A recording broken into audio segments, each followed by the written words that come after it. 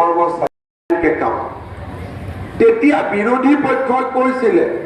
যে bank account খুলি কি হ'ব যদি তাত টকাই নাথাকে কিন্তু মোদী ডাঙৰীয়া ইমান দূৰদৰ্শী আছিলে যে আপোনালোকে যদি বেংক একাউণ্ট নিদিলেহেঁতেন আজি মই